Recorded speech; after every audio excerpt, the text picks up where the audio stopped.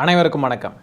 இந்த காணொலியில் நம்ம என்ன பார்க்க போகிறோம் அப்படின்னு பார்த்தீங்கன்னா, நேற்றுக்கு விஜய் அவர்கள் கரூருக்கு போனப்போ இந்த தாவேக்கா தற்குறிகள் என்னெல்லாம் பண்ணியிருக்காங்க, என்னெல்லாம் பேசியிருக்காங்க, இதெல்லாம் பற்றி தான் பார்க்க போகிறோம். முதலாவதாக இந்த கரூரில் நடந்த அந்த சம்பவத்தின் போது தன்னுடைய குழந்தையை இழந்த ஒரு தாய் அவங்கள இந்த விஜய் அவர்களின் கூட்டத்துக்கு உள்ள விடலையாம். அது மட்டும் இல்லாமல் விஜய் அவர்கள் இந்த அரசு வேலை கொடுக்குறாரு பாருங்க 32 பேருக்கு, அந்த அரசு வேலை அவங்களுக்கு கொடுக்காம அவங்க கணவருக்கு கொடுத்துட்டாங்க அப்படின்னு சொல்லி குற்றச்சாட்டு வைக்கிறாங்க.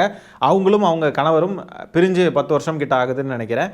ஸோ இவங்க தான் அந்த குழந்தையை வளர்த்துருக்காங்க அப்படின்றதுனால இவங்க அந்த ஆதங்கத்தில் எனக்கு அரசு வேலை தராமல் அவருக்கு கொடுத்துருக்காங்க அப்படின்னு சொல்லிட்டு பேசினாங்க. அந்த காணொலியை ஃபர்ஸ்ட் பார்த்துடலாம். விஜய் சார் இப்படி நடக்கணுமா? எல்லாம் அப்பதான் அந்த ஆச்சல் இப்பயும் நடக்குதுங்க சார். என்ன நடக்குதுன்னே தெரிய மாட்டேங்குது எங்களுக்கு. எதுவுமே சொல்லும். இப்ப உள்ளார போனா எங்களை விரட்டுறாங்க. பெத்தவனு உள்ளார சின்ன பிள்ளையில இருந்து எல்லாத்துக்கும் வந்துருந்தானா பெத்தவனு சொல்லியிருக்கலாம். இப்ப எந்த முறையில போய் பெத்தவனு உட்காந்துருக்கா வேலை கொடுக்குறாங்க. என் கையெழுத்து இல்லாம எப்படி வேலை கொடுக்க முடியும்? நான் வேலை கேட்டதுக்கு இது வக்கீல் நோட்டீஸ் வேணும்னாங்க, ப்ராப்பரா எல்லாம் வேணும்னாங்க. இப்ப எப்படி போய் சார் உட்கார வச்சிருப்பாங்க? அப்படி பணம் வாங்கிட்டாங்களா சார்? சொல்லுங்க. இல்லைன்னா அவர் கல்யாணம் பண்ணி ஒரு பொம்பளை பிள்ளை 6வது படிக்குதுங்க சார். எல்லாமே ப்ராப்பரா செய்யறாங்க. இப்ப எதுக்கு சார் உட்கார வைக்கணும்? என்ன நான் பெத்தவங்க இருக்கலாம், என்ன கூட்ட ஒரு வார்த்தை அவங்க கேட்கணுமா கேட்க கூடாதா? நான் வெளியில நிக்கிறேன், நான் ஏட்ட நிக்கிறேன், நான் வெளியில. உலகத்திலேயே தாய் பாசம் தான் ரொம்ப உன்னதமானது. தாய்க்கு இருக்கக்கூடிய பாசம் தான் ரொம்ப என்ன சொல்கிறது, ரொம்ப புனிதமானது அப்படின்லாம் சொல்லுவாங்க இல்லையா? ஆனால் இந்த அம்மாவுக்கு தன்னுடைய குழந்தையை இழந்துட்டோம் அப்படின்ற சோகம் கொஞ்சம் கூட அவங்க முகத்தில் தெரியலை. தனக்கு கிடைக்க வேண்டிய சலுகை தன்னுடைய கணவருக்கு கிடைக்குதே அப்படின்ற ஆதங்கம் தான் அவங்கக்கிட்ட அதிகமாக இருக்கிறத பார்க்க முடியுது. நம்ம என்ன மாதிரியான ஒரு கேடுகட்ட சமூகத்தில் நம்ம வாழ்ந்துக்கிட்டு இருக்கோன்றது இந்த காணொலியை பார்க்குறப்பவே புரியுது. தன்னுடைய மகன் இறந்த துக்கம் கொஞ்சம் கூட இல்லாமல் அரசு வேலை கேட்கக்கூடிய இந்த தாய்க்கும் கொஞ்சம் கூட இரக்கமில்லை. அந்த அரசு வேலையை பெறக்கூடிய அந்த தந்தைன்னு சொல்லக்கூடிய நபருக்கும் கொஞ்சம் கூட இரக்கமில்லை. இந்த அரசு வேலையை இந்த மக்களுக்கு போய் கொடுக்கக்கூடிய இந்த அரசுக்கும் இரக்கமில்லை. உயிரிழந்த அந்த குழந்தை இருக்கு பாருங்க, இந்த பெற்றோருடைய குழந்தை, அந்த குழந்தை உட்பட உயிரிழந்த அனைத்து குழந்தைகளையும் பார்த்து நம்ம பரிதாபப்பட்டு மனம் வருந்துவதை தவிர வேற எதுவுமே நம்மளால் பண்ண முடியாது. குழந்தைங்களெல்லாம் கொண்டு போய் கொன்று குவிச்சிட்டு இவங்களுக்கெல்லாம் பணமும் அரசு வேலையும் இதுதான் ரொம்ப முக்கியமாக இருக்குது. Literally we are doomed. Tamil Nadu இனிமேல் என்றைக்குமே எந்திரிக்க முடியாத அளவுக்கு ஒரு மோசமான ஒரு இடத்துல சிக்கிட்டோம். இவங்க எல்லாருமே இந்த விசில் சின்னத்துக்கு தாவேக்காவுக்கு தான் ஓட்டு போட்டிருக்காங்க. இவங்களே தாவேக்காவுக்கு ஓட்டு போட்டாங்க. குழந்தைங்கள வரி கொடுத்தவங்க இவங்களே தாவேக்காவுக்கு தான் ஓட்டு போட்டிருக்காங்க. நம்ம என்னத்துக்கு கவலைப்படணும்? இவங்களெல்லாம் பார்த்து எல்லாம் ரசிக வெறியில் தானே கூட்டிகிட்டு போய் குழந்தைங்கள சாகடிச்சிருக்காங்க. சாகடிச்சுட்டு இவங்களுக்கு அரசு வேலை வேணும், எனக்கு தராமல் அங்கே கொடுத்துட்டாங்க அப்படின்னு அதிலே தான் குறியாக இருக்காங்க. அந்த அரசு வேலையை வாங்கின நபரோ அவருக்கு அது எனக்கு வேணும் அப்படின்னு நினச்சிக்கிட்டு அந்த வேலையை வாங்கிக்கிட்டு அதுக்காகனே போயிருக்காங்க. ஸோ இதெல்லாம் பார்க்குறப்பவே எவ்வளோ கேவலமாக இருக்குல்ல. இந்த மாதிரிப்பட்ட நபர்களுக்கு பிறக்கக்கூடிய குழந்தைகளை நினைத்தால்தான் ஐயோ பாவம். உண்மையிலேயே குழந்தைங்க மேலே துளியும் அக்கறை இல்லை. துளியும் கூட்டிகிட்டு கொன்னது ஒரு பக்கம்.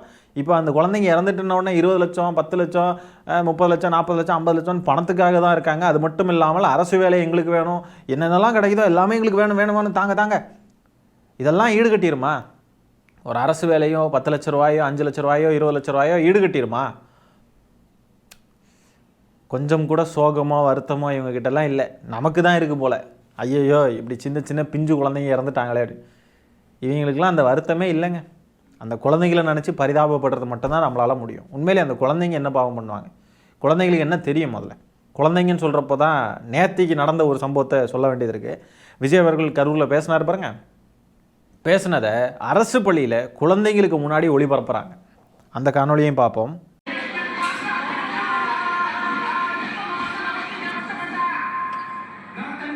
பாருங்கள், அரசு பள்ளிகளில் படிக்கக்கூடிய மாணவர்களுக்கு இவருடைய நேரலையை ஒளிபரப்புகிறாங்க. அதையும் வீடியோ எடுத்து சமூக வலைத்தளங்களில் பதிவிடுறாங்க. நல்லா இருக்குல்ல? இப்போ நேற்றுக்கு தான் ராஜ்மோகன் அவர்கள் அப்படியே அரசு பள்ளிகளில் இப்படியெல்லாம் பண்ணக்கூடாது, அப்படியெல்லாம் பண்ணக்கூடாது அப்படியே ஒரு பெருசாக லெங்க்த்தாக பேசினார். அதுக்கு பெருசாக அறிக்கையெல்லாம் விட்டுருந்தார். இப்போ என்னென்னு பார்த்தா அரசு பள்ளிகளில் இவருடைய நேரலையை ஒளிபரப்புகிறாங்க. இவர் பேசுகிறத அப்படி என்ன பேச போகிறார்? குழந்தைங்களுக்கு ஏதாவது முக்கியமான ஏதாவது பேச போகிறாரா? அப்படி பேசுனா ஒளிபரப்பலாம். அங்கேருந்து திமுக ஸ்டாலின் சார்னு பேசிக்கிட்டு இருக்காரு. அதை ஒளிபரப்பிக்கிட்டு இருக்காங்க. யாருக்குமே கொஞ்சம் கூட அந்த எண்ணமே இல்லை பாருங்களேன். இது குழந்தைங்கள நம்ம இந்த மாதிரிப்பட்ட கூட்டங்களுக்கு கூட்டு போகக்கூடாது அப்படின்ற எண்ணமும் இல்லை. குழந்தைங்களுக்கு இந்த மாதிரிப்பட்ட காணொளிகள் அவங்க பார்க்கக்கூடாது, இது அரசியல் சம்மந்தப்பட்டது, இதெல்லாம் அவங்க பார்க்கக்கூடாது அப்படின்ற எண்ணமும் இல்லை. அப்படியே போட்டு விடுங்க, எல்லாம் பார்க்கட்டும். இந்த குழந்தைங்களும் வளர்ந்து வந்து விசிலுக்கு குத்தணும் இல்லையா, அப்படி இப்படின்னு சொல்லிட்டு அதே நினப்போடு தான் இருக்காங்க. விஜய் அவர்கள் பேசுகிறப்போ, அந்த கூட்டத்தில் பேசுகிறப்போ சொல்கிறாரு, இந்த கூட்டத்தில் இறந்தது யார் தெரியுமா ஐயா? என் வீடியோ வரப்போ, டிவியில் என் பாட்டு வரப்போ, ஏதாவது வரப்போ விஜய் மாமான்னு சொல்லிட்டு போய் டான்ஸ் ஆடக்கூடிய குழந்தைங்க இல்லையா, இப்படி பண்ணிட்டீங்களேயா பாவிங்களா அப்படின்ற மாதிரி இவர் வந்து குற்றம் சாட்டுறார். அதே குழந்தைங்களை இவர் எப்படி யூஸ் பண்ணார் எலெக்ஷனுக்கு? எப்படி யூஸ் பண்ணார்? சாக்லேட்டு கேட்டு அடமுடிப்பீங்கள்ல, அதே மாதிரியே மாமாவுக்கு ஓட்டு போட சொல்லி வாக்கு கேளுங்க உங்கள் பேரண்ட்ஸ் கிட்ட குழந்தைங்களா, குட்டி நண்பா நண்பீஸ்னு சொன்னாரா இல்லையா? அதே குழந்தைங்களுக்கு பாலியல் ரீதியான துன்புறுத்தல்கள் இவர் ஆட்சிக்கு வந்ததுக்கு பிறகு 3 வயசு குழந்தைய ரேப் பண்ணி சாகடிச்சாங்க. 10 வயசு குழந்தை கோயம்புத்தூரில் செத்துச்சு. என்ன பண்ணார்? இவர் தானே பொறுப்பேற்றுக்கணும். பொறுப்பேற்றுக்கிட்டாரா அதுக்கெலாம்? இவர் டைரெக்டாக இன்வால்வ் ஆகி இறந்த 41 பேர் இறந்ததுக்கே இன்னும் வரைக்கும் பொறுப்பேற்றுக்கலை. இதில் இவர் சிஎம்மாக இருக்கிறப்போ எப்படி பொறுப்பேற்றுப்பார்? இவர் டைரக்ட்லி இன்வால்வ் ஆகாத ஒரு விஷயத்தில் எப்படி பொறுப்பேற்றுப்பார்? ஆகவே கொஞ்சம் கூட கருணை இல்லாத நபர்கள் தான் இவர்கள். இவங்களெல்லாம் பற்றி பேசி நமக்கு ரொம்ப டயர்டாயிருச்சு. இதெல்லாம் ஆக்சுவலாக அரசியல் களத்தில் பேச வேண்டிய ஒரு விஷயமாகவே எனக்கு தோணலை. அரசியல் களமாக இருக்கிறப்போ நம்ம ஐடியாலஜி பேசலாம், நிர்வாக சீர்கேடுகளை பற்றி பேசலாம், நிர்வாகத்தில் இது சரியில்லை அது சரியில்லைன்றதை பேசலாம், அவங்களுடைய நிலைப்பாடுகள் மாற்றம் இருக்குது அப்படின்னு சொன்னால் நம்ம பேசலாம். ஆனால் குறைஞ்சபட்ச மனிதாபிமானம், மனிதத்தன்மை, இதுக்கே நம்ம வந்து போராட வேண்டியது இருக்குது, இதுக்கே நம்ம கத்த வேண்டியது இருக்குது, இதுக்கே நம்ம வந்து இதையே நம்ம பேச வேண்டியது இருக்குது. இதுவும் அரசியல் தான். ஆனால் குறைஞ்சபட்ச மனிதாபிமானம் வந்து அரசியல் தளத்தில் விவாதிக்கப்பட வேண்டும் அப்படின்றது ஒரு சாபம், ஒரு கால கொடுமை, ஒரு கொடுமை. உண்மையிலேயே சொல்கிறேன். ஒரு குழந்தைங்க சம்மந்தப்பட்ட விஷயத்தில் கூட நம்ம மனிதாபிமானம் பற்றியெல்லாம் பேசிக்கிட்டு இருக்க வேண்டியது இருக்குது. இதை இந்த சமூகத்துக்கு எடுத்து புரிய வைக்கணும், இது விஜய் அவர்களுக்கு புரியணும், இது இந்த அமைச்சர்களாக இருக்கக்கூடியவர்கள், சட்டமன்ற உறுப்பினர்களாக, தாவேகா சட்டமன்ற உறுப்பினர்களாக இருக்கக்கூடியவர்கள், இவங்களுக்குலாம் இதெல்லாம் புரியணும். குழந்தைங்களை நீங்கள் டிஸ்டர்ப் பண்ணாதீங்க, குழந்தைங்களை நீங்கள் இந்த மாதிரி இடத்துக்கு கூட்டு போகாதீங்கன்னு இந்த மாதிரிப்பட்ட ஆட்சியாளர்களுக்கும் இந்த மாதிரிப்பட்ட ரசிக வெறி பிடிச்ச இந்த மக்களுக்கும் நம்ம எடுத்து சொல்லி புரிய வைக்க வேண்டிய நிலைமையில் இருக்கும். இதை பற்றியெல்லாம் நம்ம பேச வேண்டிய நிலைமையில் இருக்கோம்னு நினச்சி பார்க்கவே ரொம்ப வேதனையாக இருக்குது. உண்மையிலே உள்ளபடியே சொல்கிறேன். நமக்கு பேசுகிறதுக்கு வேறு விஷயம் இல்லாமல் கிடையாது. இதே மாதிரி குழந்தைங்களுக்கு ஸ்கூலுக்குள்ளே இப்படி வீடியோ எடுத்து போட்டு காட்டுறது, குழந்தைங்க கிட்ட வாக்கு கேட்குறது, குழந்தைங்க கிட்ட ஸ்கூலுக்குள்ளே போய் இந்த மாதிரி வீடியோஸ் எடுத்து காட்டுறது, அதுமாரி விஜய் அவர்களின் புகைப்படத்தை எடுத்து காட்டுறது, இதுதான் விஜய் மாமா. இவர் யாருன்னு தெரியும்ல, இவருக்கு வந்து நீங்கள் ஃப்யூச்சரில் ஓட்டு போடணும்ல அப்படி இப்படின்னு. அதுமாரி விஜய் அவர்களுக்கு பிறந்த நாளுக்கு ஹாப்பி பர்த்டே பாடுங்க அப்படின்னு சொல்லி இது பண்ணுறது. அதுமாரி குழந்தைங்களை ஸ்கூலுக்குள்ளே போய் இதுங்களுக்கு இங்கிலீஷ் தெரில, இதுங்களுக்கு இது பேச தெரில, வாட் இஸ் யுவர் ஃபாதர்னு கேட்டால் அதுக்கு சொல்ல தெரில, ஸோ இப்படி குழந்தைங்களை இது பண்ணுறது. ஸோ இந்த மாதிரி குழந்தைங்க சம்மந்தப்பட்ட விஷயத்தில் கூட நம்ம வந்து இதெல்லாம் எடுத்து விமர்சனம் பண்ண வேண்டியது இருக்குது. குழந்தைங்களை எப்படி கையாளணும்னு தெரியலை இந்த மக்களுக்கும் இந்த ஆட்சியாளர்களுக்கும் அப்படின்றத நம்ம பேச வேண்டிய நிலையில் இருக்கோம் அப்படின்றதே உண்மையிலேயே உள்ளபடியே வலிக்குது. நம்ம வேறு பேசுகிறதுக்கு நிறைய இருக்குங்க, அதெல்லாம் பேசிக்கலாம். இதெல்லாம் பேச வேண்டிய நிலையில் இருக்கோம் பாருங்கள். உண்மையிலே தமிழ்நாடு ரொம்ப ஒரு மோசமான மாநிலம். நம்ம தான் வந்து பகுத்தறிவு மாநிலம், அறிவுள்ள மக்கள் இருக்கக்கூடிய மாநிலம் அப்படின்லாம் நினச்சிக்கிட்டு இருக்கோம். ஆனால் உண்மையில் அப்படி கிடையாது.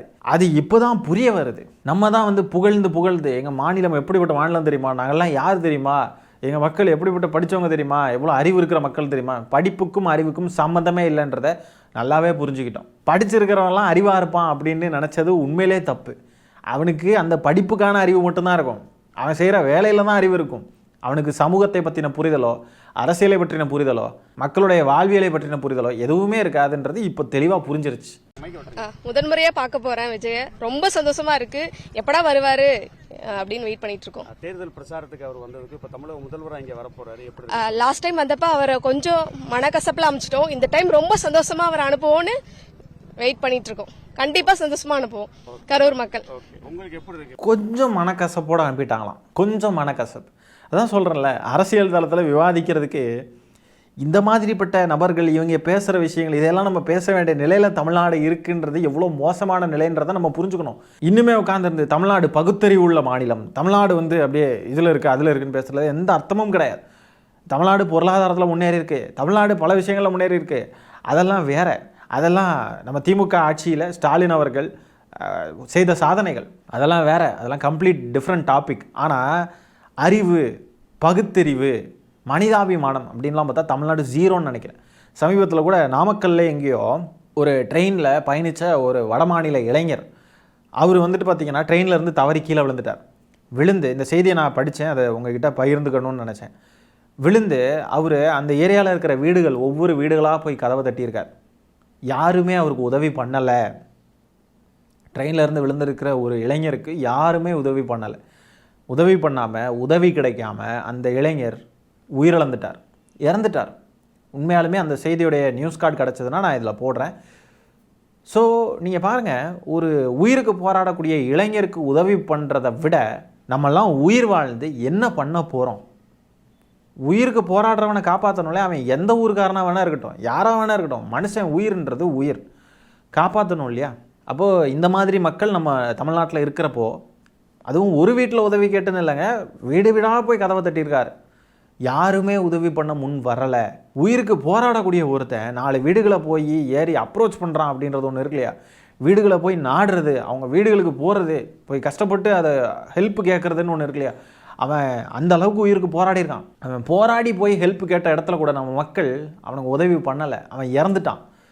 அப்போ நீங்கள் பாருங்கள், வாழ்ந்து என்ன கிழிக்க போகிறோம்? அப்போ இந்த நிலைமையில தான் தமிழ்நாடு இருக்குது. ஆகவே நம்ம இந்த பகுத்தறிவு மாநிலம், அறிவுள்ள மக்கள் இருக்கக்கூடிய மாநிலம், நாங்கள்லாம் யார் தெரியுமா அப்படின்னு பெருமை பீத்திக்கிறதுல ஒரு மண்ணும் கிடையாது, ஒரு மண்ணும் கிடையாது. இந்த மாதிரி புகழ்ந்து புகழ்ந்து பாராட்டி பாராட்டி தான் இவங்கெல்லாம் இப்படி ஆயிட்டாங்களோ அப்படின்னு தோணுது நம்ம மக்கள்லாம். ஏ ஜீவா நீ சூப்பர் ஜீவா, ஏ சூப்பர் ஜீவா நீ வேற லெவல் ஜீவா, ஏ சூப்பர் ஜீவா நீ அப்படி ஜீவா இப்படி ஜீவான்னு ஏற்றி விட்டுக்கிட்டு இருந்தா அதுக்குள்ளே ஒரு மிதப்பு வந்துடும் இல்லையா?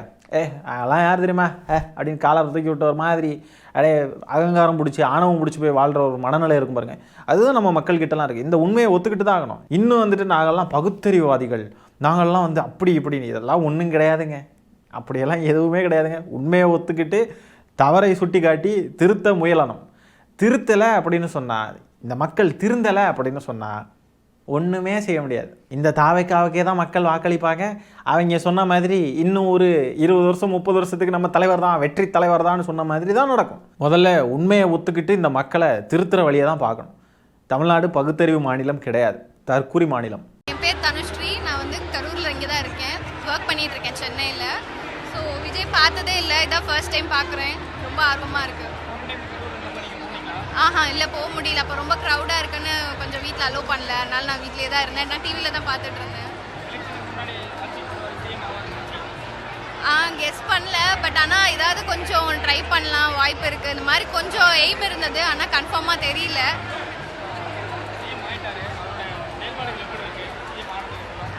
எல்லாமே டிஃப்ரெண்ட்டாக இருக்குது, கொஞ்சம் பரவாயில்ல. எக்ஸ்பெக்ட் பண்ணதை விட நிறையா பண்ணுறாரு. இன்னும் இந்த மாதிரி நிறையா பண்ணணுன்னு ரொம்ப ஆர்வமாக தான் இருக்குது. விமர்சனங்கள் வரதா செய்யும், நம்ம அதை கண்டுக்காம பண்ணுறது தானே பெஸ்ட்டு. ஸோ ஆல்ரெடி தப்பு இல்லையே, கொடுக்கலாம். அதெல்லாம் என்னோட சைடில் எனக்கு ஓகே தான். எனக்கு அவர் எது பண்ணாலும் ஓகேன்ற மாதிரி தான். So because I am a fan of Vijay. So ஆமாம், கண்டிப்பாக. இந்த அம்மா சொல்கிறாங்க, விமர்சனங்கள்லாம் வரதான் செய்யும், அதெல்லாம் கண்டுக்காமல் வேலையை பார்க்கணும் அப்படின்றாங்க. நெகட்டிவிட்டி எல்லாம் தள்ளி வை பேபி, அந்த மோடில் தான் இருக்காங்க. விமர்சனங்களை ஏற்றுக்கிட்டு அந்த விமர்சனங்கள் சரியாக இருக்கும் பட்சத்தில் அதை நம்ம திருத்திக்கணும், அதை நம்ம சரியாக புரிஞ்சுக்கணும் அப்படின்ற மாதிரி விமர்சனங்களை சரியாக ஏற்றுக்கிற பக்குவம் இல்லாத நபர்கள். விமர்சனங்களை எல்லாம் தள்ளிவே பேபி, நெகட்டிவிட்டி தள்ளிவே பேபி, பாசிட்டிவிட்டி ஒன்று லிஃப்ட் பண்ணும் பேபி, அந்த சினிமா வைபிளே தான் இருக்காங்க. ஆகவே அரசியலில் விமர்சனங்கள் வந்துடவே கூடாதுன்னு நினைக்கிற ஒரு மனநிலை முதல்ல, இது ஒரு பக்கம். ரெண்டாவது, இவங்க சொல்கிறாங்க அரசு வேலை கொடுக்குறத பற்றி கேள்வி கேட்டால், அவர் என்ன பண்ணாலும் எனக்கு ஓகே தாங்க, I am a fan of him, நான் அவருடைய ரசிகை, ஆகவே அவர் என்ன பண்ணாலும் எனக்கு ஓகே தான், இதில் ஒன்றும் தப்பு இல்லையா, அரசு வேலை கொடுக்குறதுல தப்பு இல்லையா அப்படின்றாங்க. அதே இடத்துல இந்த பெண்மணிக்கிட்ட இன்னொரு கேள்வி கேட்டிருக்கணும். உங்கள் அண்ணன் தமிழ்நாட்டையே எங்கேயா கொண்டு போய் அடகு வைக்க போகிறாரு, ஏதாவது விற்க போகிறாருன்னு சொன்னால் அதுக்கும் இதே பதில் தான் சொல்லுவாங்களா? சொன்னாலும் சொல்லிடுவாங்க, எனக்கு ஓகேங்க, I am a fan of him, அவர் என்ன செஞ்சாலும் நாங்கள் அவர் பின்னாடியே போயிடுவோம் அப்படின்னு சொன்னாலும் சொல்லிடுவாங்க. இன்ஸ்டாகிராமில் ரீல்ஸ் போடுறவங்களெல்லாம் கூப்பிட்டு பெய்டு ப்ரொமோஷன், இந்த மாதிரிப்பட்ட பேட்டிகள்லாம் அவ்வளோதான். கடைசியில் ஒரு விசிலையும் ஊதுனாங்க பாருங்கள். தமிழ்நாட்டுக்கு அது விசில் கிடையாது, அது சங்கு. ஊதிட்டாங்க, ஏற்கனவே ஊதிட்டாங்க, இன்னும் ஊத போகிறாங்க. அதெல்லாம் அருமைடா, அருமை.